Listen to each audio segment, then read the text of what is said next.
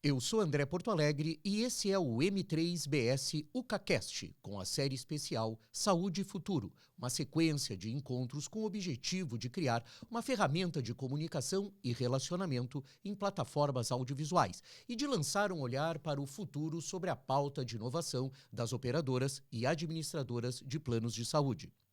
A série especial Saúde e Futuro é uma iniciativa da Diretoria de Relações Institucionais do Milioli, Bianchi, Borrosino, Bellinati e Scarabello Advogados, o M3BS, com apoio institucional da Universidade Corporativa Abrange, a UCA.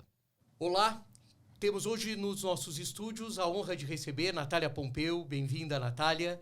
Natália é diretora jurídica corporativa no Grupo Hapvida, executiva com mais de 10 anos de experiência, liderando equipes em empresas multinacionais na área financeira e da saúde suplementar em escritórios de advocacia. Doutora em Direito Empresarial, mestre em Direito Processual e especialista em Direito Tributário pela PUC de São Paulo, com certificações e pesquisas internacionais na União Europeia. Direito Constitucional pela Universidade de Salamanca, na Espanha, Negócios Internacionais pela Waterford Institute of Technology, na Irlanda, e Diplomacia na Saúde em Oxford, no Reino Unido. Tudo certo? Tudo certo, André. Olá, né? Boa tarde, ou bom dia, ou boa noite.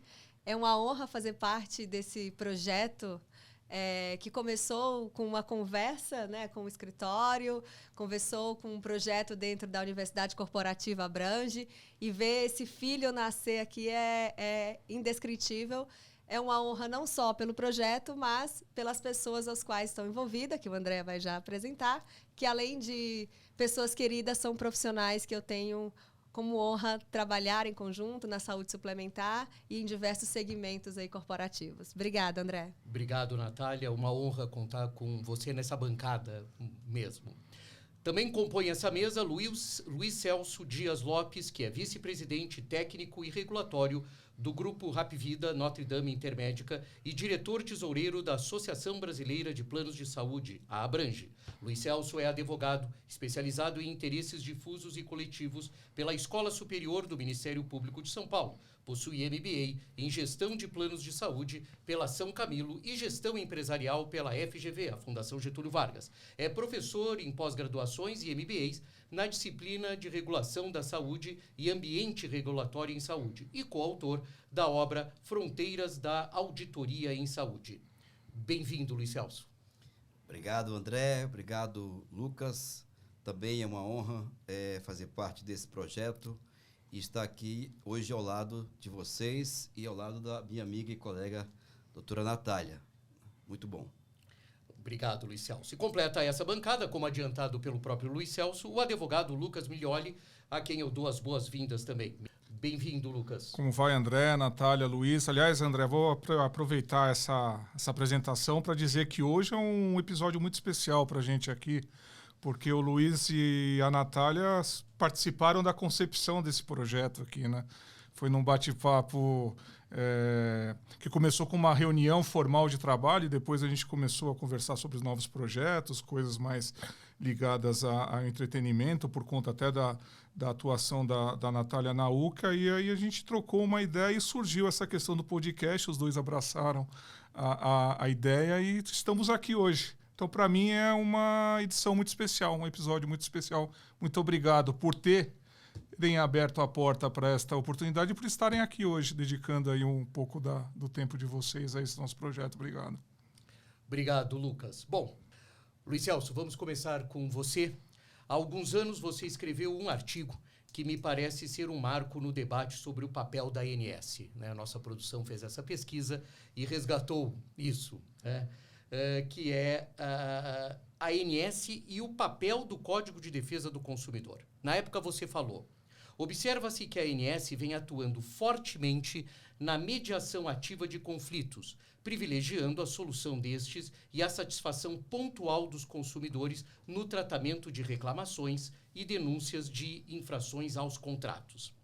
Essa mediação, embora pareça salutar, você colocava à época, desvirtua e descaracteriza a atuação principal desta e de qualquer outra agência reguladora, pois a confunde com um órgão de defesa do consumidor, algo que elas não são. Eu queria saber, Luiz Celso, porque a pesquisa foi feita, eu achei muito interessante essa sua colocação, em que situação está esse debate sobre o verdadeiro papel da ANS e sobre essa questão de, muitas vezes, até mesmo ela ser confundida pelos usuários, pelos cidadãos, como um órgão de defesa do consumidor. Muito boa, André. Eu vou lembrar aqui, recordar, quando o ex-presidente Fernando Henrique Cardoso, grande sociólogo que é, e que com muitas obras, fora questionado, né, quando então presidente, sobre algo que ele escrevera, né, e ele disse: esqueçam o que eu escrevi, né? Aqui não vou dizer isso, mas é interessante pensar de quando isso faz um tempo que isso foi escrito, e de fato a gente percebe que isso tomou uma dimensão ainda maior. A ANS iniciou essa conduta, abriu esse canal e se propôs a fazê-lo, a fazer essa intermediação por meio das NIPs, né, notificações de intermediação preliminar, o que no primeiro momento é bom, né? Você evita conflitos, de alguma forma pode prevenir até mesmo conflitos em outras instâncias, como o judiciário. Mas, por outro lado, leva o consumidor a achar que, de fato, a agência é um órgão de defesa do consumidor. E a minha preocupação está justamente na questão da esfera individual e esfera coletiva. Eu acho que ter uma plataforma, como a própria consumidor.gov, Natália, em que as operadoras sejam chamadas e os consumidores possam utilizar essa plataforma para a intermediação pacífica de conflitos, é saudável. Como mais ainda é saudável o incentivo à criação de canais diretos e efetivos e eficientes na solução desses conflitos, seja no primeiro nível, ou seja, uma central de atendimento e um saque, ou até mesmo a ouvidoria como segundo nível, diretamente da operadora. Então é importante empoderar os próprios consumidores que possam ter informação, ter o conhecimento e buscar salvaguardar os seus direitos, né? E, eventualmente, no limite, buscar outro órgão. Então, a agência pode se valer desta informação para entender se está havendo, por parte da operadora, um desvirtuamento, não no caso pontual, mas num âmbito mais coletivo, se é uma prática reiterada. Se é uma prática reiterada, é preciso haver ali uma intervenção estatal. Então, é preciso que a agência crie mecanismos e modelos para que consumidor e operadora possam ter a maturidade de resolver os seus conflitos, né? E não o Estado ter sempre que vir ali intervir. Pior, André e Lucas e Natália, a partir de cada uma dessas NIPs, dessas reclamações, a ANS, individualmente, eventualmente pode aplicar uma sanção por cada uma dessas condutas à operadora. Ela não olha no todo. Então, o meu questionamento é esse. Entendo que, até por previsão constitucional, o Estado tem que fazer a defesa do consumidor, preservar e incentivar a defesa do consumidor, e as agências são órgãos de Estado, né? Então, eu diria que as agências são órgãos que compõem o Sistema Nacional de Proteção ao Consumidor, no sentido de que, na publicação de normas e na sua atuação, ela deve sempre observar a defesa do consumidor, mas não exercer a atuação de defesa de um órgão de defesa do consumidor, como são, por exemplo, os PROCONs. Eu falo isso com muita tranquilidade, porque não está no currículo que aí foi lido por você, mas eu também, na minha vida pregressa, iniciei, na verdade, nesse ramo do direito, como técnico de defesa do consumidor do PROCON de São Paulo. Fiz concurso e passei na Fundação PROCON, fui durante 3 anos técnico de defesa do consumidor. Então, atuei como órgão de defesa do consumidor, como também atuei na própria agência. Durante 5 anos fui responsável aqui, inclusive, pelo núcleo de fiscalização da ANS aqui em São Paulo. Então, nessa visão, sempre a gente já defendia que a agência deveria, a partir das reclamações, a ter uma atuação regulatória no âmbito coletivo. Essa é a minha... E eu ainda continuo achando, pensando da mesma forma. Perfeito. Obrigado, Luiz Celso. Natália, eu vou pegar o gancho nas palavras do Luiz, 2 pontos que ele destacou aqui, a questão da comunicação, né, e a questão do consumidor, até pegando esse gancho aí do PROCON. Para falar de Lei Geral de Proteção de Dados, a LGPD é um assunto que eu já ouvi você falando muitas vezes e cada vez é uma violência, é uma aula, né? Sem dúvida. Palestras que se tornam muito construtivas. E eu queria que você me falasse um pouco, hoje a gente está quase, no dia que esse episódio está sendo gravado, a gente está quase 2 anos, né, da entrada em vigor da lei. Como é que você vê a implementação ou a adequação das empresas à Lei Geral de Proteção de Dados, principalmente quando a gente fala na área de saúde, né, com muitos dados, além dos dados pessoais, dados sensíveis? É muito importante as empresas fazerem a gestão, a proteção desses dados, a quantidade de dados que essas empresas coletam é muito relevante e a importância de você preservar esses dados é uma preocupação. Como é que você vê, passado esse período, a resposta das empresas a esta normativa, né, que aliás, é uma lei que já vem pegando carona, até como uma exigência dos países, principalmente da comunidade como a europeia? Como é que você vê isso? Como é que você encara? As empresas estão preparadas, estão atendendo à Lei Geral de Proteção de Dados? Há muito a evoluir ou a gente já está num voo de cruzeiro com relação ao cumprimento da lei? Obrigado, Lucas. Agradeço ao tema, né, a essa reverência. Gostaria até de frisar que eu gosto muito de LGPD. Eu sempre gostei de temas onde a maioria não gostava. Então, quando eu via que a maioria gostava de um tema e desgostava desse tema, eu costumava pegá-lo para entender melhor o motivo desse desgosto. É uma advogada, né? Hein, André? Ela fala que outro dia ela postou um negócio, vou fazer um parênteses aqui, desculpa, que faz tempo que você não usa a vermelhinha, mas que é a carteira da OAB, para quem não conhece, porque a Natália está atuando como executiva há muito tempo, mas eu estou vendo que o DNA aí corre uma carteirinha vermelha reluzente aí. A base, né? A base fundamental. Mas foi assim com o tributário, a maioria dos alunos não gostavam, e aí eu passei a amar, e foi assim que eu sempre me debrucei a temas quando eu via que a maioria desgostava. E a LGPD foi assim, né? E é engraçado que você fala assim, foram quase 2 anos. E, na verdade, foram 2 anos que nós todos paramos de viver com a pandemia.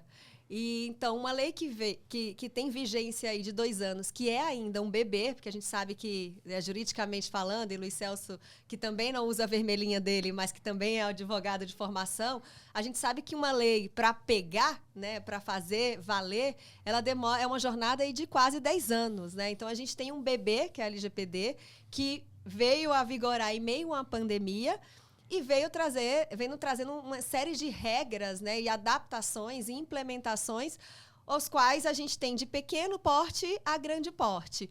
Então, a gente teve, primeiro, até aí, desde 2018, 2019, a vigência real em 2020, com as sanções apenas em 2021. Então, a gente está aí num primeiro ano, que é 2022, de vigência total dessa lei. Então, o que eu posso afirmar categoricamente é que acho muito difícil alguma empresa dizer que está 100% adequada, até porque a própria autarquia, né, a NPD também não está, né? Também não está 100%. É muito difícil dizer que qualquer pessoa ainda está 100% adepta, mas eu vejo, até pela questão dos consumidores, eles estão, é um tema que, apesar de precisar muito ainda de aculturamento, é um tema que, desde o corretor de imóvel, que eu acho que é o tema que mais a gente vê correndo no WhatsApp, como ele pegou meu dado, como ele me oferece o imóvel, né? A farmácia pode pedir meu CPF? A farmácia, que foi um tema que a NPD começou, a fiscalização foi na farmácia. Então, acho que os consumidores estão provocando esse debate de forma mais aculturada. Eu acho que nós, empresas, por uma pressão legal, por uma pressão social, por uma pressão de governança, de atendermos essas normas de forma séria, né, estamos aí tentando nos adaptar no melhor modelo, desde a pequena à grande empresa. Eu acho que ainda é o início de tudo isso. Acho que a própria NPD tem também se posicionado, ainda não houve nenhum processo sancionatório para que pudéssemos aí ter o primeiro caso e trabalharmos com aquela, olha, houve a penalidade, como é que foi assim em Portugal, né? Acho que o tema passou a ser mais forte na minha vida quando, nesse momento, eu vi um hospital lá ser penalizado, e por trabalhar na saúde, eu vi o envolvimento, ter dados sensíveis, ser um primeiro case mundial de penalidade alta, fez com que a gente se aprimorasse, que a gente pudesse se aprimorar e aí estar mais adepto a essa recepção. Mas acho que a gente está num caminho ainda, Lucas. Eu não entendo que estamos 100% nesse projeto. É uma mudança de cultura, né? Total. Mudança de cultura não se faz da noite para o dia, é preciso de estrada para fazer isso mudar, né? E muita gente fala, né? Lei Geral de Proteção de Dados, a primeira coisa que vem à cabeça são as questões... Consentimento. Consentimento. O mito do consentimento. O mito do consentimento. E a primeira coisa que vem na nossa cabeça quando a gente fala de Lei Geral de Proteção de Dados é justamente são as questões virtuais, né? Que foram muito incrementadas. As relações virtuais foram muito incrementadas durante a pandemia, como você mencionou. Mas um ponto que pouca gente presta atenção no relacionamento da LGPD é que o vazamento de dados, o incidente de dados, não se dá só pela questão virtual, né? Até uma conversa entre pessoas dentro de uma empresa, de um setor ou de outro, pode romper, de alguma forma, afrontar a lei, descumprir a lei, né? A pessoa comentar, olha, você sabe daquela outra ali? Ela está com suspeita de uma doença, alguma coisa assim. Exemplo real desse caso que você está falando foi um incidente que foi aberto por perder um pendrive, né? Então, um pendrive tinha vários documentos pessoais e profissionais, e dentre eles, muito dados pessoais e até sensíveis. Perdeu-se o pendrive, abriu-se um incidente na empresa, foi avisada, toda a procura do próprio DPO, que é o encarregado, para avisar desse possível incidente, analisar o que tinha naquele pendrive. Então, é um exemplo da conversa, do pendrive que se perde. Mas é exatamente isso. É por isso que cumprir a lei, e aí vem a questão da mudança de cultura, não é criar uma regra que vai ficar no papel, é mudar a interpretação das pessoas com relação ao diálogo do dia a dia, a impressora, né, aquele negócio que a pessoa imprime, deixa lá, depois eu vou lá pegar, isso tudo tem que ser analisado. É por isso que quando a gente fala de implementação da Lei Geral de Proteção de Dados, lógico, tem a política, tem a parte jurídica toda, mas muito no treinamento mesmo, né? Para as pessoas se conscientizarem, não só de suas obrigações, mas essa questão do direito. A gente falou brincando aqui da questão do consentimento, eu falei do CPF na farmácia, mas é uma questão que envolve nosso direito. Nossos dados são muito importantes, a gente precisa estar consciente disso, das nossas obrigações e dos nossos direitos, né, André? Sem dúvida nenhuma, sem dúvida nenhuma. Uma questão importantíssima, e eu gosto muito do que a Natália coloca sobre essa curva de aprendizado, né, das empresas, dos consumidores, da sociedade em geral. Não sei se vai demorar 10 anos, mas vai demorar um tempo aí. Até mas é um caminho sem volta. É um caminho mesmo. Luiz Celso, deixa eu, já que nós omitimos e não foi voluntariosamente, desculpa a sua passagem pelo PROCON, mas a gente sabe que essa passagem no começo da sua carreira, ela foi relevante pela sua passagem na agência também. A gente percebe que diversos dos seus questionamentos à época na agência, eles tinham esse viés de quem havia trabalhado no PROCON, né? E eu acho que isso foi bastante interessante você ter resgatado essa questão. Eu queria saber que hoje você trabalha numa empresa, né, que é um setor regulado, e eu quero reformular uma questão que eu acho que você mesmo fazia à época da ANS, né? Você vê que esse trabalho de apuração aqui é profundo. Muito. É muito profundo, né? Como deve atuar, Luiz Celso, ou comportar-se na regulação da oferta de planos privados de assistência à saúde à luz da proteção do consumidor, né? Quer dizer, eu vou voltar para esse viés seu, e eu acho que está muito em voga nos dias de hoje, né? Independente de que dia que o nosso ouvinte está ouvindo, né? Até por conta de uma outra questão que vai ser formulada e que nós queremos ouvir a sua opinião e da Natália, que é a questão do rol, etc. e tal. Quer dizer, tudo isso volta a movimentar a sociedade. Então, como é que você consegue trabalhar com esse binômio da oferta de planos à luz da proteção ao consumidor? Muito bom, André. Esse é um mercado muito regulado. Até 98, ele não era. Então, a oferta até a criação da lei específica, foi necessária a criação de uma lei específica. Além da lei que já regulava as relações de consumo, o Código de Defesa do Consumidor, foi necessário uma legislação específica para regular a relação entre operadoras e consumidores. E sua relação também com o próprio Estado, como no caso a criação de uma agência reguladora. Você perceba a complexidade que é e a importância disso. Então, ou seja, a Lei 9656 foi criada em 98, ela não afastou a aplicação do Código de Defesa do Consumidor, ou seja, todo contratante de um plano de saúde individual é um consumidor, né? Numa visão maior, todos são beneficiários de planos de saúde, não necessariamente consumidores na concepção, no conceito legal. Ou seja, o contratante em si é para o outro, a pessoa jurídica, não necessariamente é um consumidor. Mas, nessa relação de plano de saúde, todos são. Então, nós estamos falando de beneficiários que são também consumidores. Tem uma proteção específica da Lei 9656, da Lei dos Planos de Saúde, mas também do Código de Defesa do Consumidor. Então, é preciso pensar que nesta relação tem que ter uma harmonia, né, de observância das normas. No primeiro momento, esse dever ou seja, essa questão de se observar a defesa do consumidor na oferta, na manutenção, na relação como um todo entre fornecedor e consumidor, era uma obrigação legal. Eu faço porque a lei me obriga a fazer. Muitos ainda pensam isso. Na relação na evolução das relações, isso passou a ser uma necessidade. Se eu quero reter o consumidor, eu preciso oferecer até além do próprio Código de Defesa do Consumidor. Eu preciso ir além. É claro, isso tem um pouco a ver até com a discussão do rol daqui a pouco, né?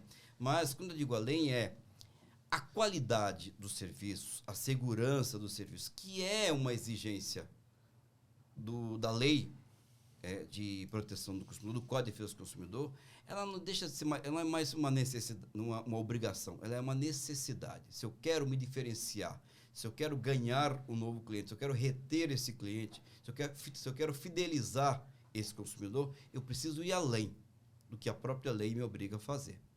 Fazer o que a lei manda fazer é mais do que a minha obrigação. Não é nada mais do que a minha obrigação. Mas, se eu quero me diferenciar nesse mercado cada vez mais competitivo e um consumidor cada vez mais exigente e informado, eu preciso ir além.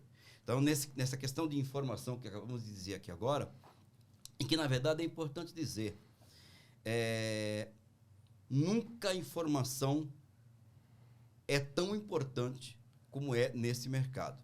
Porque esse mercado ainda, infelizmente, sofre pela ausência de informações, pela ausência de transparência nas relações como um todo. E essa ausência de informação, essa ausência de transparência, que a gente chama tecnicamente de assimetria de informação, está na raiz de muitos problemas que nós temos hoje e nos desafios que o setor enfrenta também. Então, assim, combater, né, ter instrumentos que, de alguma forma, diminuam ou eliminem essa assimetria, ela é fundamental para que a gente possa dar um passo na evolução. Então, assim, a observância é necessária. A gente sabe que, obviamente, que é preciso muito avaliar, no campo da regulação especialmente, de uma nova obrigação, a questão da necessidade disso e qual é o benefício que ela traz. Então, eu sempre digo que o exercício da regulação é um exercício difícil. Por quê? É mais fácil você ir no exercício da proibição. É mais fácil proibir do que regular. Porque regular não é proibição, embora possa parecer. Regular é justamente você encontrar um ponto de equilíbrio entre a liberdade, mas, ao mesmo tempo, a observância a princípios, a regras, a tudo isso. Então, assim, a regulação precisa, antes ser precedida de algumas questões, como assim, a sua necessidade e o seu benefício. Luiz, se você me permite, eu faria até um adendo. eu acho que o nosso setor até informa, mas não de uma forma assertiva, né? Porque eu escuto muito, e aí de uma forma geral, mas o contrato fala tudo. Só que a regulação é difícil, a gente sabe o quão a nossa atividade, saúde suplementar, não é fácil, tanto que nós temos... se você vê o mercado, poucos técnicos no assunto. Então, a gente tem que ler, explicar, para tentar levar a informação com assertividade. Eu acho que isso que eu traria nessa assimetria de informação é falar de uma forma mais simples, de uma forma que o consumidor entenda. A gente está numa era de consumidor, onde a experiência do consumidor importa para quaisquer serviços e produtos. Então, a gente precisa atingir, e hoje ele gosta de transparência, ele quer comprar uma coisa, um produto, um serviço mais barato, mais acessível. Ele quer, mas ele quer saber aquilo que cabe no bolso, o que tem. E se não tem e foi explicado, tá tudo certo. O que ele não quer é, às vezes, comprar barato, mas falaram que tinha tudo, ou pagar um caro que, às vezes, também não tem. Então, o consumidor hoje, ele gosta da transparência, né? Eu acho que ele exige a transparência e quaisquer serviços, não só o nosso, ele faz com que a gente atenda essa necessidade. E é uma coisa que eu me cobro, até por ser de regulação, por ser de contrato há muitos anos, é uma coisa que eu sempre falo com o Lucas, como é um desejo que eu tenho falar de forma mais fácil carência, o que é uma carência, o que é uma regulação, o que é mecanismo de regulação. Eu tento muito, eu tenho um sonho de um dia conseguir, nem que seja com desenho, com ilustração, com QR Code, o que for, nem que eu tenha que dançar, a gente tentar explicar, fazer Natália, o TikToker, né? Porque hoje em dia Natália, muita gente já sentou aqui, foi fazer brincadeira, saiu com promessa para pagar depois, hein? Olha, toma cuidado, hein? Mas olha, concordo plenamente contigo, Natália, obrigado pela intervenção, e não há nada pior para nós consumidores, porque todos nós somos consumidores, de termos as nossas legítimas expectativas frustradas. E a construção da expectativa se dá pela informação que você recebe, ou pela ausência do que você recebe.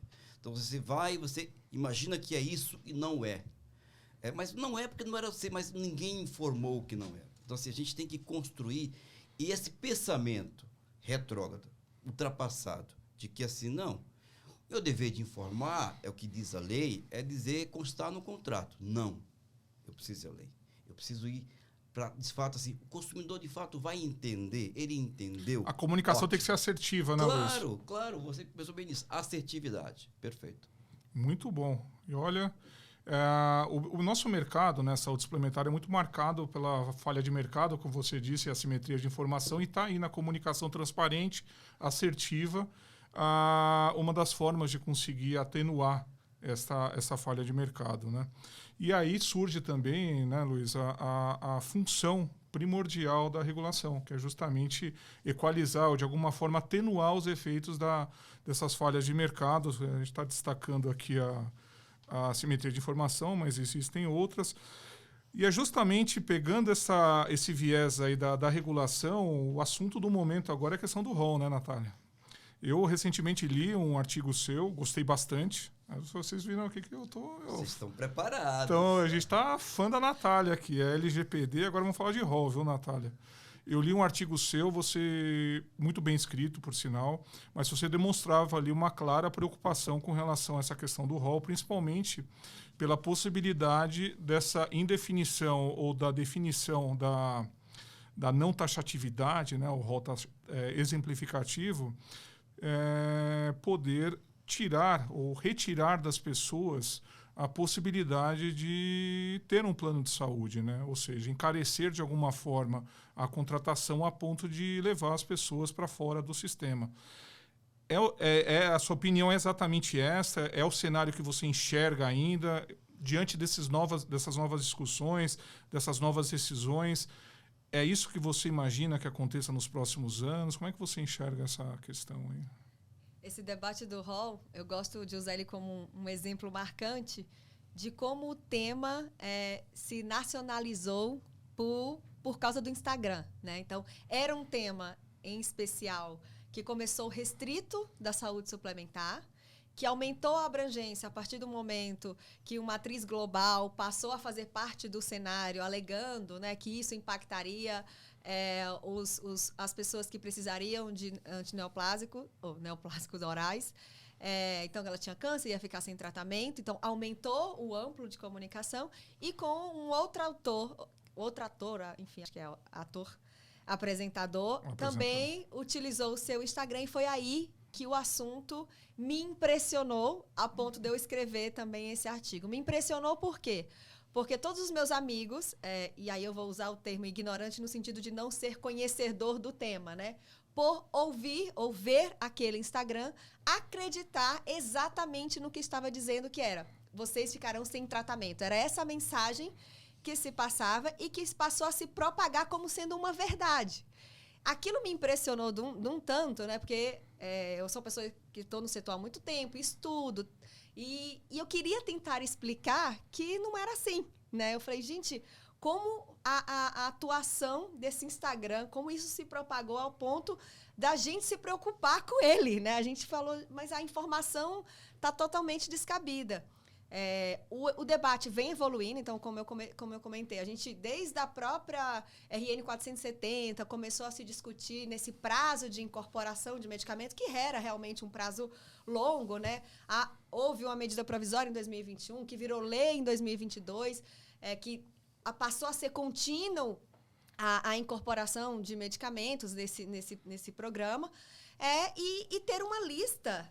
Eu explicava nesse momento, gente, a gente tem uma lista de taxatividade, importa numa questão atuarial, que aí é um campo que o Luiz Celso não só sabe de tudo, mas dá aula, mas era a premissa básica atuarial para eu se chegar a precificar quaisquer produtos, isso em qualquer serviço e produto de qualquer tema, não só da saúde suplementar, mas também de quanto o assunto foi evoluindo. E aí, quando eu via que a tendência era, não, vira exemplificativo, porque vai dar tratamento como se não houvesse, né? Então, a gente começou a bater numa tecla, já existe tratamento para todas as doenças listadas lá na Organização Mundial da Saúde, já tem tratamento, pode não ser o A, o B, o C, o D, e quem disse que o A, o B, o C e o D também vão ser os melhores? A gente tem que ter bases sólidas. O que é bases sólidas? Agências, órgãos que façam avaliação daquele medicamento, que diga que aquele medicamento é bom para aquele tratamento, que o custo-efetividade, ou seja, se eu pagar 10 e pagar 1.000 no que vai trazer a mesma consequência, eu preciso pensar no sistema como um todo, então é muito mais prudente para o sistema, para o mutualismo, que eu pague 10, já que o objetivo final vai ser esse. E aí, naquele momento, estava pendente a decisão do STJ, né? Se era rol taxativo ou se era o rol exemplificativo desse caso do Instagram que comoveu. Naquele momento, o STJ decidiu pela taxatividade, com algumas exceções que entendíamos ser um caminho aí possível, né? Até porque as exceções trazia a Conitec, trazia essa segurança que nós tínhamos.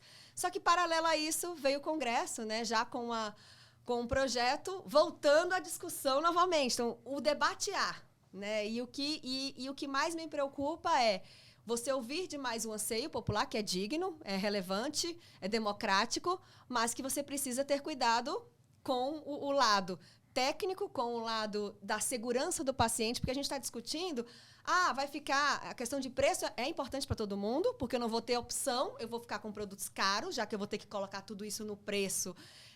E aí a gente tem o Renato, presidente da Abranges, dá o exemplo do avião. Eu estou vendendo uma passagem, quer comprar? Quero. Para onde? Não sei. E quanto vai custar?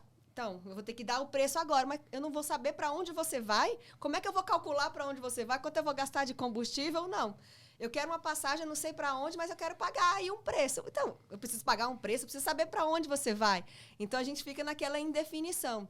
E aí o Congresso, já aprovado na Câmara, trouxe também uma proposta que me preocupa, porque uma das bases é ter como premissa a avaliação de outras agências que não sabemos o grau de criticidade dessa agência. Então, se qualquer outra agência aprovar um medicamento que não tenha, pelo menos, um nível crítico ou use a medicina baseada em evidência de uma forma mais... com temas ou com premissas que achemos mais importantes ou mais corretas, a gente também vai ter a segurança do paciente, que vai estar aí à mercê de quaisquer medicamentos, sem termos aí uma chancela correta de toda essa questão de medicina baseada em evidência, custo-efetividade, ou vai impactar o sistema como um todo, porque vai entrar tudo, esse tudo vai ficar sem premissa, e a gente volta ao cenário inicial da preocupação, né? Não só de acesso, como segurança, enfim. Acho que são essas preocupações que me assolam quando o tema vem. Não, mas são preocupações muito relevantes, né? Afinal de contas, o olhar tem que ser para o coletivo, né? Você citou mais de uma vez na sua fala o ecossistema, né? A gente não pode olhar para a questão como sendo uma questão individual. Existem outros beneficiários também envolvidos dentro dessa questão do mutualismo, como você disse. Então, assim, tem que entender exatamente qual é o custo-efetividade dentro daquele tratamento. E essa questão das agências, é preciso ter uma certa acreditação, né, para definir quais são os critérios a serem utilizados para fazer essa parametrização. E Lucas, se você me permite, claro. Tem uma equação, né, na saúde que é indiscutível. As necessidades são infinitas. Infinitas. Mas os custos não são. É a mesma coisa de dizer que a saúde não tem preço, por ser uma questão meritória. Ninguém questiona isso. Mas ela tem custos. Também ninguém questiona isso.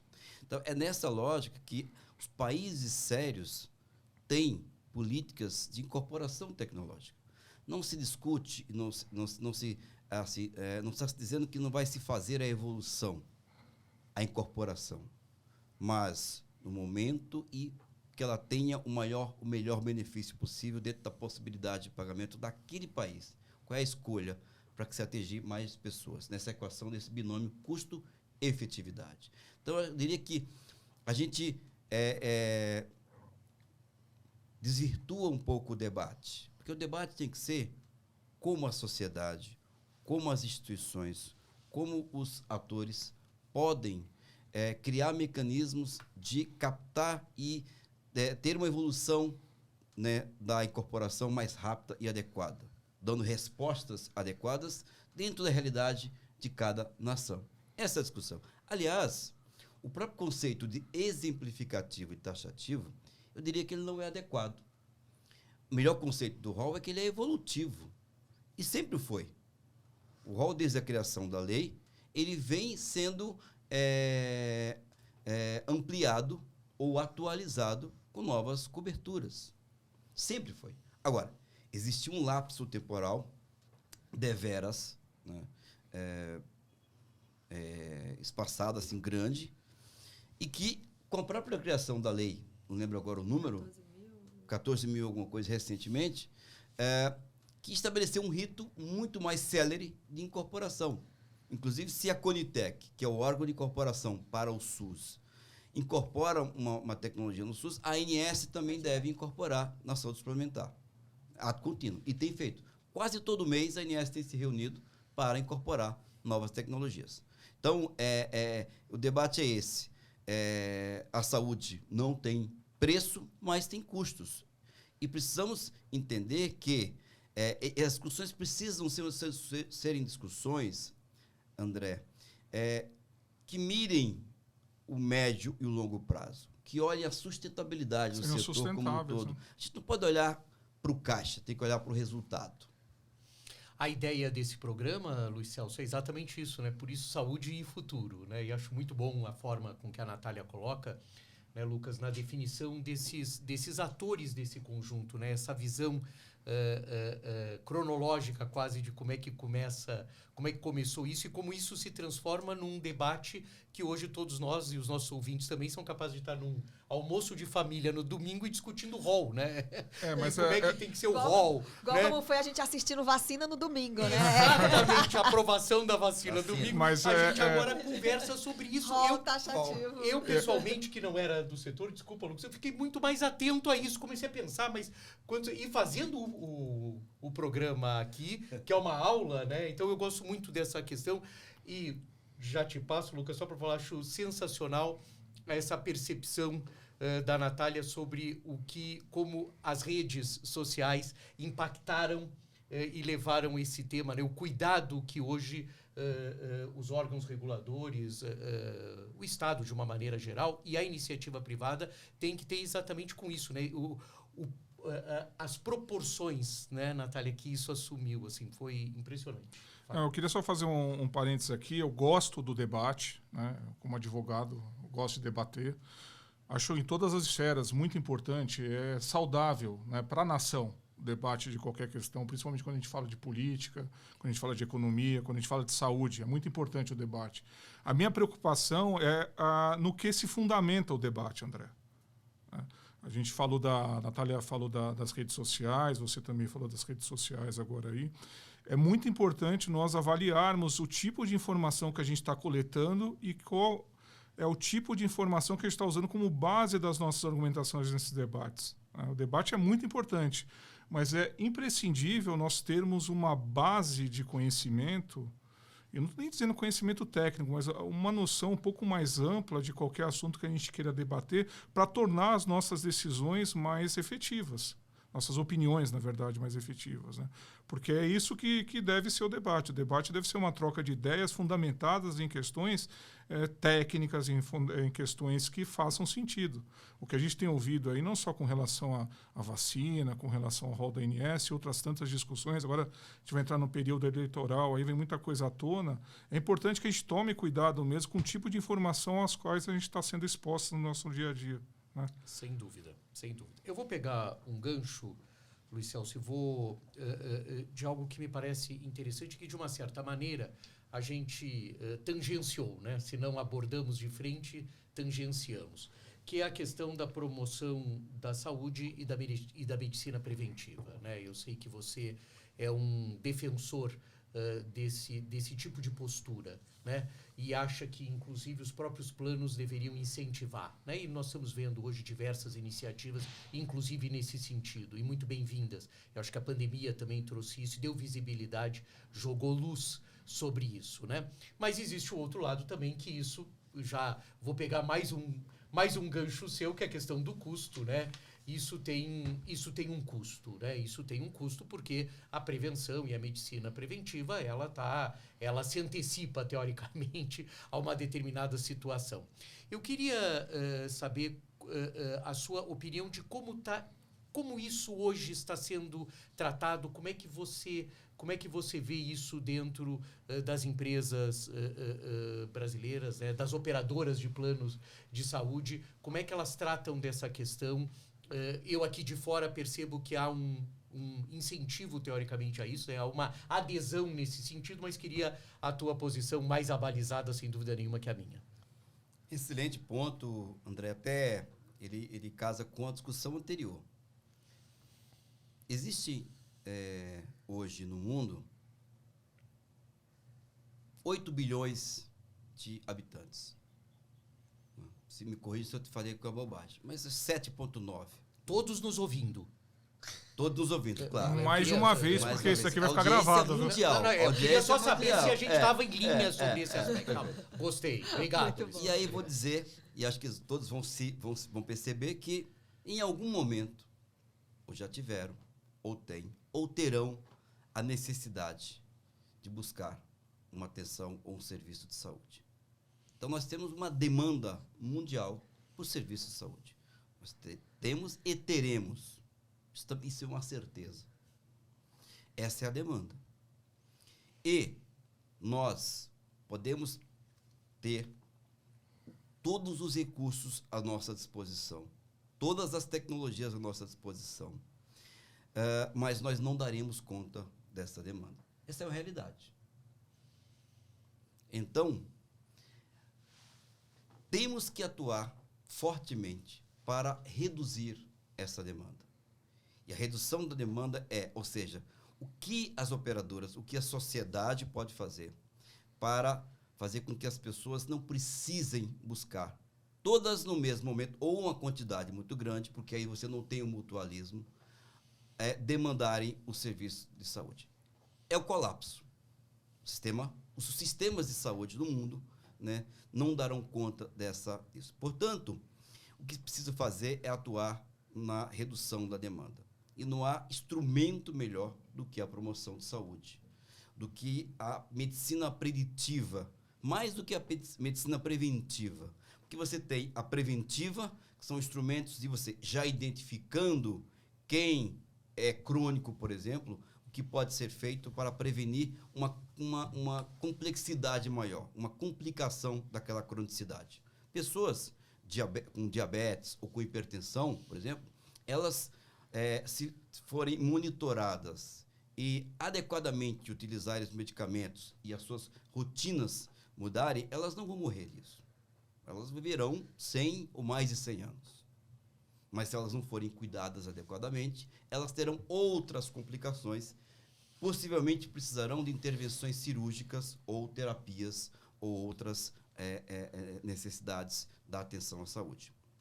Então, isso é a medicina preventiva. Mas vai-se além e criou-se a necessidade da medicina preditiva, que é, você usou o termo de se antecipar, que é se antecipar e identificar, né, quais são as pessoas que ficarão doentes, que têm predisposição a ficar doente, ou que são doentes e nem sabem, e que precisam de uma atenção diferenciada, segmentada.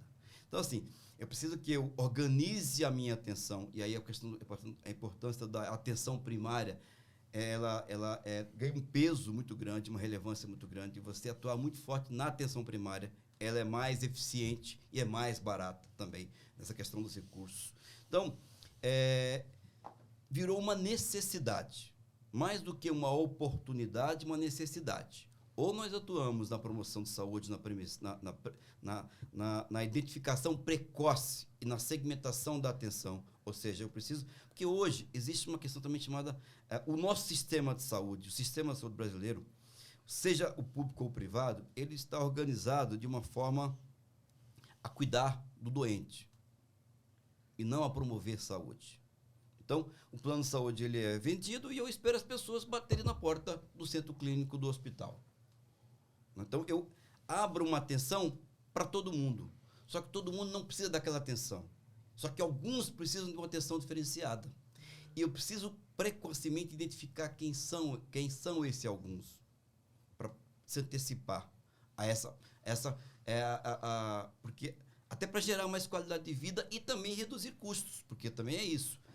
Eu diria que promoção de saúde não é custo, é investimento. Porque vou te dar um exemplo, nós temos programas de gestação segura, o parto, por exemplo. Você tem gestantes que podem ter complicação ou não ter complicação. E você consegue identificar isso desde o início da gestação.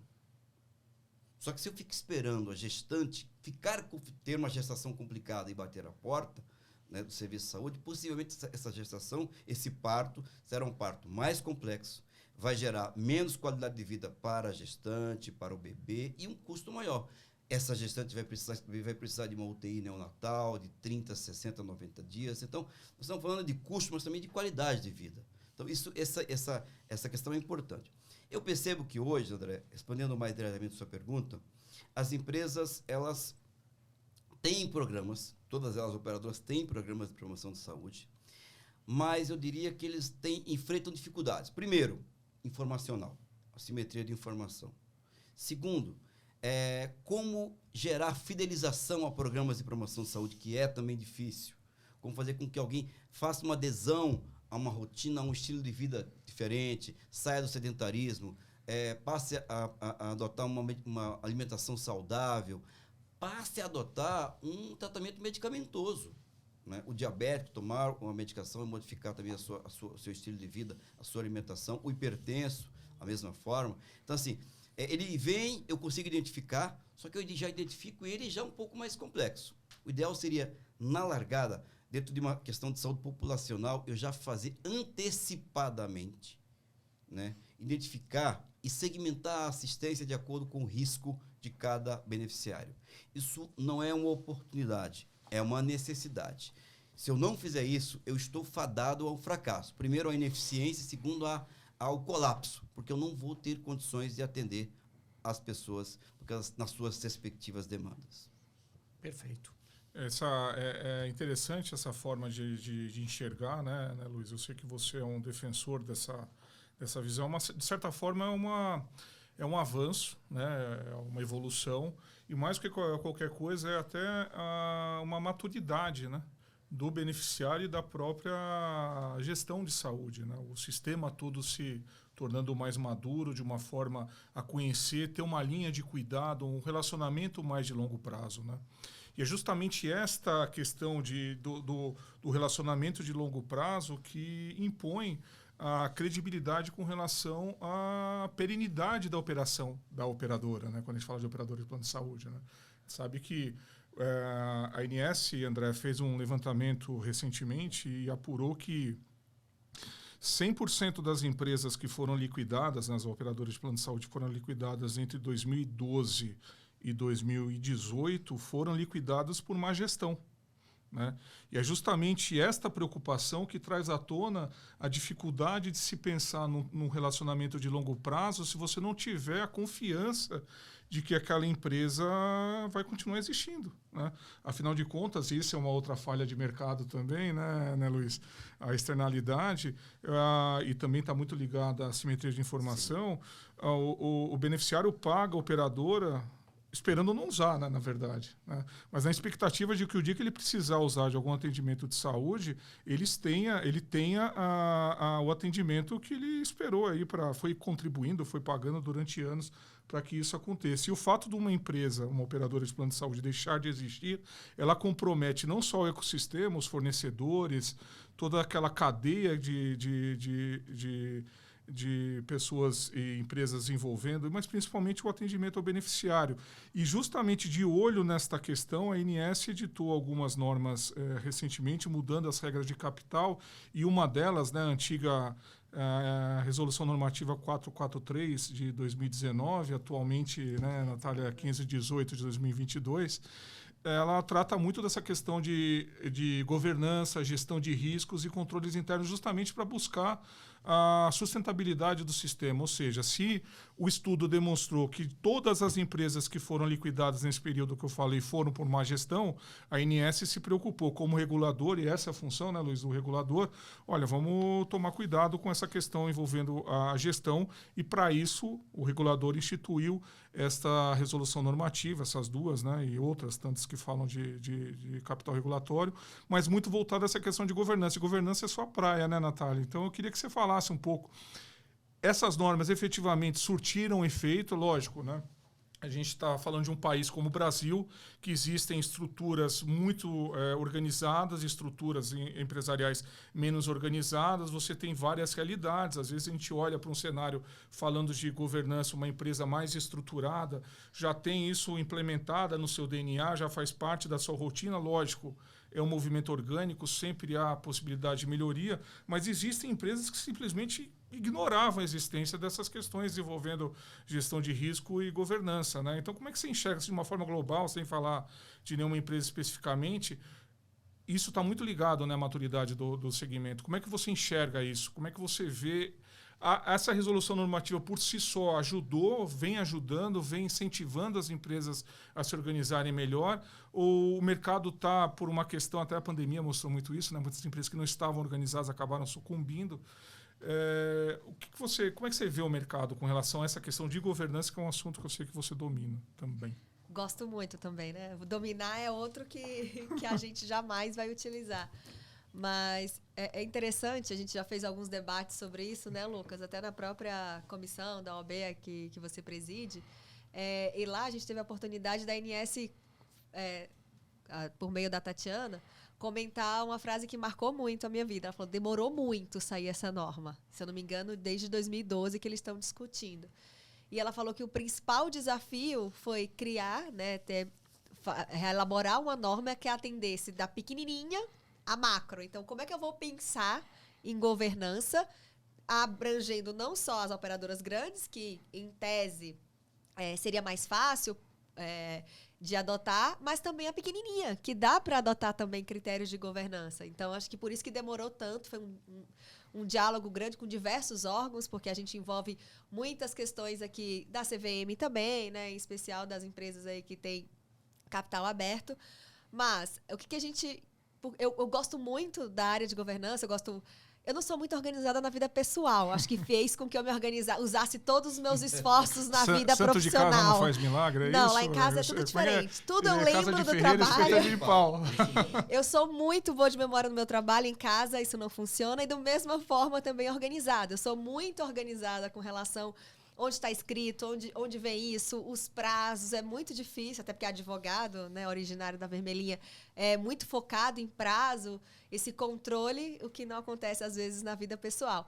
Mas acho que isso me fez gostar ainda mais de governança. E é esse ponto da norma que eu acho que o enforcement de uma regulação para o brasileiro ainda é muito importante. Eu sempre, nas minhas aulas, comento do cinto de segurança. Só virou regra e a gente hoje está no automático colocar lá o cinto de segurança, mas passou a valer quando veio a lei.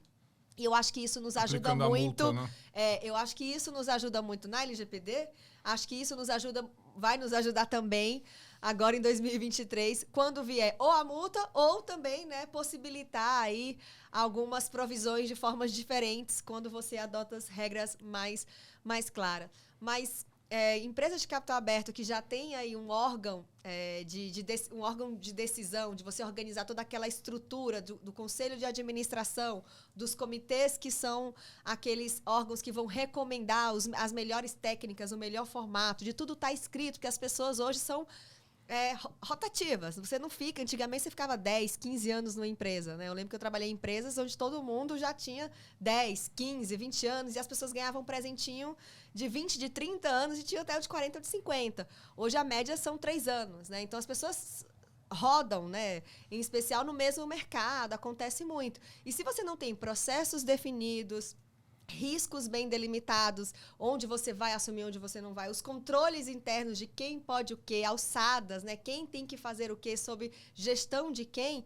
tudo isso, quando está muito bem definido e organizado, faz com que a empresa tenha essa perenidade, porque se Natália sai amanhã e acabou o processo, acabou aquela atividade, se o Luiz Celso sair, o que vai acontecer?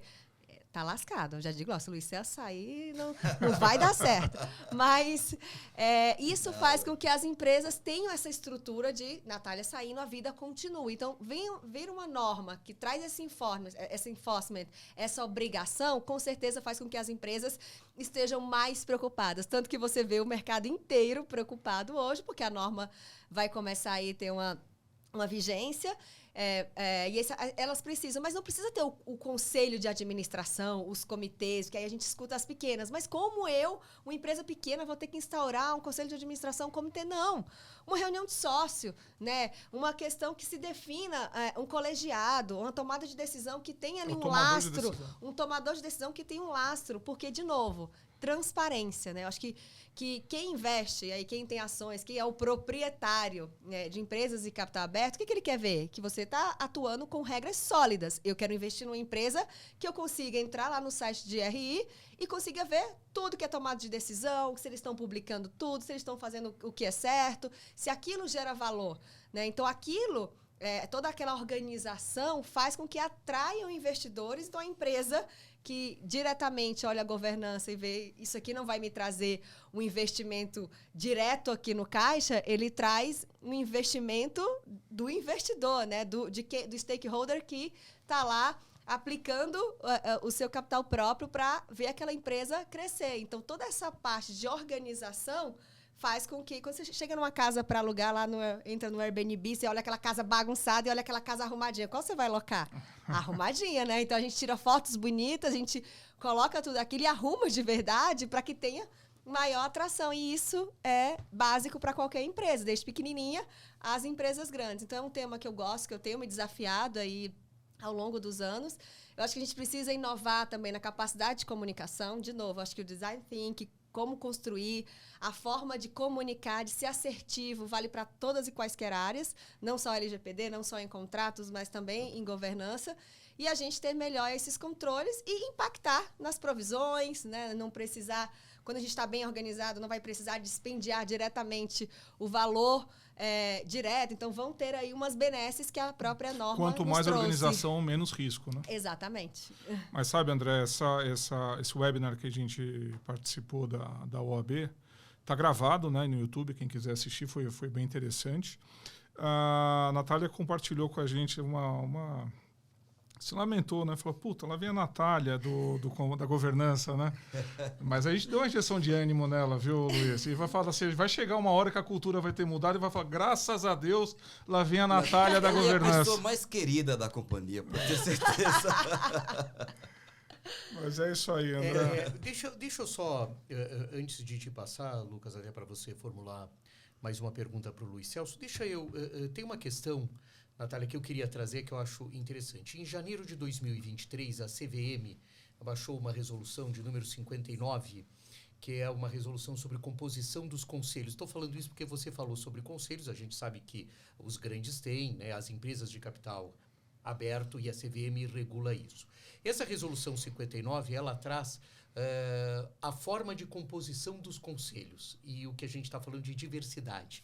E aí eu queria só atravessar o samba aqui, desculpa, eu te peço desculpas, Lucas, para ouvir um pouco a Natália sobre a ideia dela, porque eu acho que isso tem tudo a ver com governança, então eu vou aproveitar esse lá vem a Natália e usar um pouco essa questão da resolução 59, que está assustando, né, assim, o dia que os bancos se deram conta que não tinham diversidade, né? E é impressionante, Luiz Celso, a reação desses conselhos de administração apavorados, porque olham para dentro e não veem diversidade. Como é que você vê isso, Acho Natália? que eu posso falar por gostar de governança e por ser mulher, né? Sem, porque é sem um dos, dúvida eu nenhuma. entro nos dois dúvida. requisitos. Sem dúvida. Sempre veio como uma boa prática, né? Então, em discussões do próprio IBGC, né, que é o Instituto Brasileiro de Governança Corporativa, lá fora também, em quaisquer webinars nacionais ou internacionais, você escuta essa boa prática da diversidade. Mas quando vem um enforcement, né, de alguém dizendo, pois a partir de agora não vai ser mais boa prática, você precisa ter, com certeza gera essa corrida para você colocar em prática tudo isso. E eu gosto muito do tema, porque eu acho que a gente tem aí, não só por mulher, mas enfim, a gente tem por raça, por origem, por etnia, por gênero. E a gente tem muita gente boa no mercado. E eu acho que eu sou um pouco resistente também a dizer que vou colocar qualquer pessoa para cumprir a cota. Eu não sou dessas, eu acho que tem que fazer o teste, o nível, mas dar poder a todos. Então, se eu abrir uma vaga, eu deveria pelo menos colocar em critério de quem vai assumir a vaga, ambas, né, diversas, para que a gente brinca que as entrevistas às cegas, né, eu olhasse o melhor currículo, com análise de compliance, porque isso é exigido pela norma, né, boa reputação ilibada, tudo isso faz parte da exigência da própria regulação, e a gente pudesse escolher pelo perfil, pela composição, independente de ser homem ou mulher. Mas acaba que a gente exige essa cota porque não está sendo visto, não está sendo colocada essa opção. Então, acho que esse enforcement, no começo, vai ser necessário para que haja essa composição diversa, e a gente acredita que isso naturalmente aconteça nas próximas, sem ter que ter a necessidade desse enforcement, porque eu acho que a gente tem muita mulher, muito homem boa, muito idoso boa, idoso no sentido real da lei, né? De 60 a mais, muitas etnias diferentes com diversas, que a gente vai ter aí um currículo glorioso. Eu acho que a companhia ganha, porque quando a gente fala de governança, de conselho, de comitê, o que a gente quer? A gente quer ouvir diversos pontos para que você recomende melhor. Então, se a gente fala de diversidade, se a gente vive a diversidade, se está no DNA, aquilo vai sair naturalmente. Então, toda a composição, a regra da companhia vai vir porque vão ter diversas cabeças pensantes, inclusive, que vivem aquilo todo dia, né? Então, acho que a companhia ganha com tudo isso. Acho que esse enforcement, no começo, vai ser necessário, mas eu acredito muito que isso, naturalmente, vai parar de ser obrigatório e vai vir natural, porque a gente já vai ter muito mais mulheres e negras, ou negros, enfim, diversos, participando aí dessa diversidade. Muito bom. Obrigado. Lucas? Luiz, tive com você em abril desse ano, né, no Congresso da Unidas, o tema... Seminário da Unidas, na verdade, né? Era meu aniversário, você lembra? Lembro, a gente cantou parabéns para você. Parabéns, verdade. E o tema era integridade do cuidado e saúde digital. Unidas é a União Nacional das Instituições de Autogestão. E você moderou um painel que tratava sobre saúde digital no mercado analógico. E eu lembro bem das suas palavras lá. E você fazia justamente uma observação com relação à forma como o mercado deve evoluir para se adaptar às oportunidades trazidas pela tecnologia. Porque se o mercado não evoluir, aí você me corrija se eu tiver entendido mal, mas eu estava lá no gargarejo, a gente teria apenas mais uma porta de entrada, mais uma porta de atendimento, ou seja, a tecnologia não seria adotada de forma a incrementar o atendimento, e sim ampliar, criando mais uma porta de entrada, ou seja, ela não seria usada como uma forma de tornar o atendimento mais resolutivo, mais ágil, ela seria apenas mais uma forma de atendimento. Como é que você continua tendo essa visão? Esse é a premissa do mercado? Como é que é esse... Muito bom, Lucas. Você estava atento mesmo. Eu peguei até meu celular aqui, porque eu estou olhando aqui nele e está escrito 5G. Tecnologia. Mas eu não usufruo dessa tecnologia. Então, eu diria que o digital na saúde está a mesma relação do 5G no meu celular aqui agora. Eu não estou ainda vivenciando e tirando todo o que ele vai trazer de bom essa nova tecnologia. É a mesma coisa de você. E aí mais, se aplica melhor ainda, estava mudando, fui comprar uma televisão nova. E aí fui escolher os modelos, vi lá uma televisão que uma custava R$6.000, outra custava R$22.000. Eu falei, nossa, R$22.000. E aí eu fui ver assim, por que essa custa 22 mil? Perguntei para uma pessoa especializada, não, essa aqui é 4K, essa aqui é 8K. Eu falei, mas a 8K, legal, mas assim, a 8K não vai te atender em nada, porque toda a transmissão aqui é a mesma situação. Então, o mercado é analógico. Quando eu falo mercado analógico, ou seja, você tem problemas que não é a tecnologia, que a tecnologia em si não vai surtir os efeitos. Muito bom que vê a tecnologia, mas você tem uma simetria de informação, você tem um desalinhamento de interesses, você tem uma assistência desigual e fragmentada, você não tem um cuidado coordenado. Até citava ontem no painel que você sai do SUS, vai para a saúde suplementar e vice-versa. Você sai de um hospital, vai para outro. Você sai de um centro clínico, vai para outro. Nenhum deles se falam. Todo o atendimento recomeça. Há um desperdício, né? Então, a tecnologia tem que servir para corrigir esses problemas. Então, eu digo assim, de fato, nós não estamos usufruindo, a telesaúde, que bom, telemedicina aqui, até a própria pandemia propiciou, né, e ela veio para ficar, né, ou seja, com todos os benefícios que ela traz. Tecnologias como, por exemplo, a inteligência artificial já é uma realidade. Não para todos. O Brasil é muito desigual, é muito grande, mas tem muitas instituições já usando a inteligência artificial na saúde. Machine learning, ou seja, a partir de algoritmos você busca processos mais eficientes e diagnósticos mais eficazes, né? Ou seja, você passa a ser mais eficiente e mais efetivo. Isso é muito bom. Isso vai gerar mais eficiência, isso vai gerar mais assertividade. Então, todo um benefício por trás. Só que isso ainda é muito incipiente no Brasil, porque você tem ainda práticas e problemas que impedem que essa tecnologia seja usufruída por todos e cumpram a sua função. Então, a tecnologia na saúde é importante que ela é aditiva. Você não substitui uma tecnologia, você agrega mais custos. Só que se ela traz um benefício, ela é interessante. Ela traz uma eficiência. Mas se a organização, os problemas impedem que ela cumpra o seu efeito, ela sempre vai ficar com a vertente do custo e não do benefício. Então a tecnologia tem que vir para beneficiar, por mais que ela gere um custo. A mesma coisa da tecnologia mesmo em si, da incorporação tecnológica.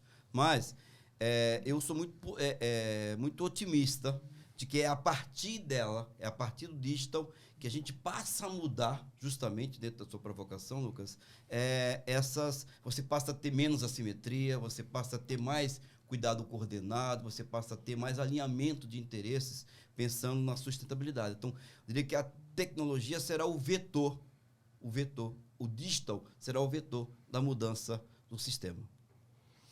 Muito bom. Acho que, eu não sei qual é a televisão que você comprou, se é a 8K ou a 4K. Qual foi? Eu Também quero saber. Eu comprei a 2K, porque era mais barato, é 6, estava muito caro ainda.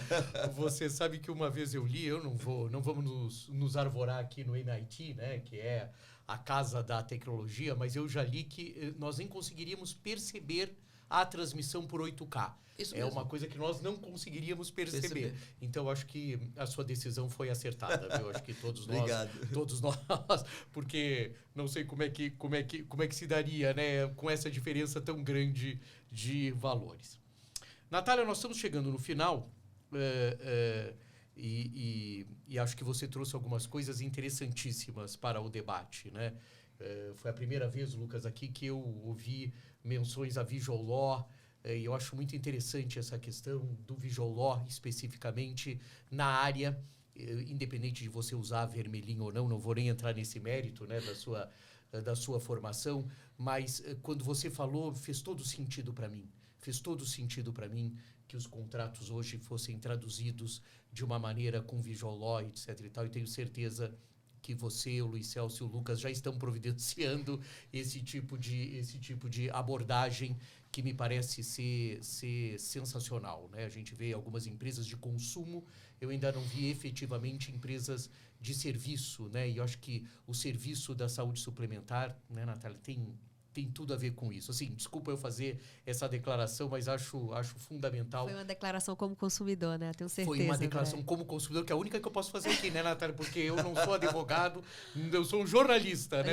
A gente vai te entregar um produto. Obrigado. Assim, você vai ver. Vai mesmo. Obrigado, porque eu acho isso, assim, quando você falou, fez tanto sentido para mim que se eu recebesse um contrato, sabe, assim, um contrato com essas informações. Mas eu queria saber sobre futuro. Eu sei que você tem uma atividade e uma atuação bastante relevante na Abrange. Sei que você tem uma atividade bastante grande também na UCA, né, que é nossa parceira aqui, que está junto conosco. E eu queria te ouvir um pouco aí do que você pensa, quer dizer, o que essas duas instâncias, na realidade, pensam para daqui para frente.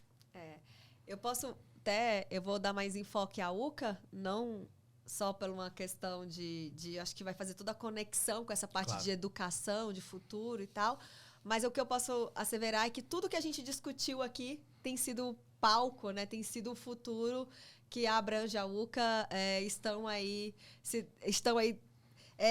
como metas nesse longo prazo. Mas essa questão do rol é algo que desde que quando eu era superintendente jurídica lá, é algo que a gente tinha como um dos principais temas e ainda continua. E eu também até passo a bola para outros temas que o Luiz Celso queira colocar, e até o Congresso vai ser sobre ESG, então é um tema que também é central do futuro aí, logo próximo. Então são os dois grandes macros. Mas o que eu queria focar em trazer a questão da universidade corporativa, até pelo projeto ter nascido pela UCA, acho que por ser uma área que eu amo, pela questão até originária dela, né? Acho que tudo também que a gente falou, a UCA se destina. Por que a UCA? Essa questão do contrato ser fácil, né? Essa questão de como divulgar melhor, como é que a gente conseguiria fazer que o beneficiário entendesse melhor. A gente, como UCA, por ser especializado e corporativo na saúde suplementar, traz diversos cursos e aprimoramentos específicos nessa área que você não encontra no mercado. Não só para o beneficiário que quer aprender mais, mas aquele profissional também que está, muitas vezes, numa determinada área que não consegue ver muito bem a regulação afinco. Então, quem está na regulação, todo dia com o Luiz Celso, aprende muito. Em outras áreas correlatas, ele não vai saber tanto. Então, eu quero entender mais de LGPD. LGPD é um dos focos LGPD na saúde, que a UCA traz aí como um dos cursos corporativos e de crescimento também. A gente foca muito também numa parceria internacional. Então, nós três participamos aí em fevereiro de um curso em Lisboa que falava muito dessa questão da inteligência artificial, de LGPD. A gente passou a discutir muito mais com proximidade esses temas. E a gente vai ter logo agora em outubro também, na Colômbia, uma outra missão internacional focada na atenção primária, que é muito do que o Luiz Celso trouxe quando ele estava falando de qualidade de saúde, né, de prevenção. como é essa atenção primária em outros locais. Eu sou uma pessoa que sempre gosto muito de comparar. E eu tinha um preconceito de achar que tudo no Brasil era pior. Então, o fato de eu ir para fora, quando você falou um pouco do meu currículo, eu sempre quis ir para fora porque eu achava que o Brasil ia ter que aprender muito. E eu me deparei com o Brasil ensinando muito, né? E em saúde suplementar ensina muito mais, porque esse sistema igual o nosso, de permitir tudo, né, de ter aí uma cobertura total, mesmo que a gente discuta aqui a questão do rol, é totalmente diferente lá fora, que é como se fosse um seguro de carro, né? Você tem uma apólice X, você vai usar X. Então, eles se impressionam muito com o nosso modelo, a nossa organização, a nossa agência, não só a ANS, a Anvisa, toda essa questão de saúde. Então, a UCA, nessas missões internacionais, traz essa possibilidade de você comparar o sistema brasileiro com outros. Então, a gente vai ter uma agora em outubro, importante. A gente falou de ouvidoria, né? Quando o Luiz Celso estava comentando, o canal do consumidor e tal. A gente vai ter um de ouvidoria na área da saúde, né? Para a gente divulgar esse canal, para que o beneficiário saiba como procurar, para quem atua também saiba que existe como segundo. Então, são tudo que a gente falou aqui abrange UCA, né? Em especial aqui, a UCA promove cursos para disseminar esse conhecimento e fortalecer e deixar ainda mais claro que esses conceitos podem ser acessíveis, né? Eles podem ser fáceis de você conseguir entender e aplicar no seu dia a dia. Então, alguns exemplos, o próprio experiência do consumidor, a gente também tem um curso de experiência do consumidor para mostrar esses anseios que o consumidor tem do contrato, da vida, de como atender melhor. Então, tudo isso é pauta do futuro aí de cursos que a gente ainda tem para esse semestre e para o próximo ano. Tem alguma coisa para complementar? Acho que o futuro, você foi super feliz.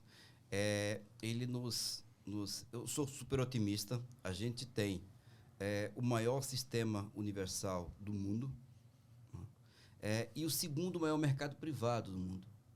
Então, a gente tem um laboratório aqui imenso, né, e temos muito, de fato, a ensinar ao mundo.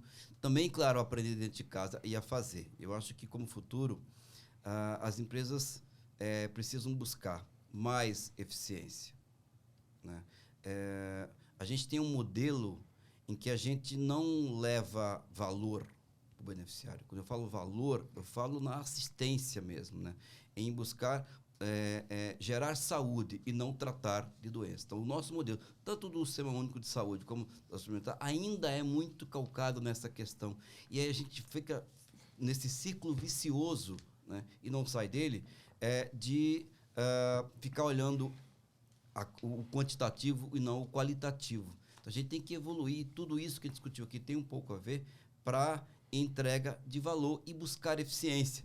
Nessa questão de poucos recursos e maior necessidade, a gente tem que saber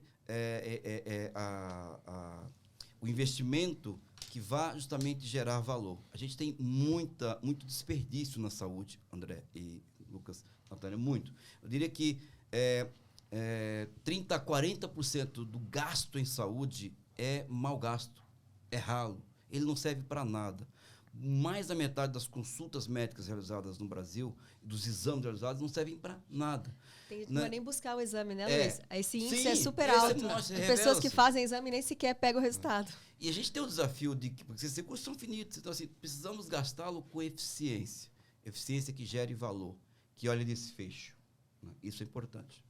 Bom, acho que dessa forma, Lucas, queria ouvir as tuas considerações finais, porque com essa perspectiva, e adorei a frase, Luiz Celso, que você é um otimista, né? E acho que tudo que a Natália nos trouxe também, do que tem sido desenvolvido, principalmente pela UCA, né? Nesse sentido, nos deixa otimistas também. Lucas, suas considerações. André, ecossistema, comunicação e transparência. São 3 temas que vão permear minha cabeça depois desse bate-papo aqui. Muito obrigado pela presença de vocês. E acho que foi muito boa essa dobradinha, né, Lucas? Ótimo. Eu acho que é muito, muito, muito bom. Natália Pompeu, muito obrigado. Obrigada a você, pela sua presença. Luiz Celso Dias Lopes, muito obrigado pela sua presença e até mais. Obrigado, até mais. Os que nos acompanharam nesse episódio da série especial Saúde e Futuro, o M3BS UcaCast, uma iniciativa do Miglioli, Bianchi, Borrosino, Berinatti, Scarabello Advogados, com apoio institucional da Universidade Corporativa Abrange, a UCA, e que tem o objetivo de criar uma ferramenta de comunicação e relacionamento em plataformas audiovisuais e de lançar um olhar para o futuro sobre a pauta de inovação das operadoras e administradoras de planos de saúde.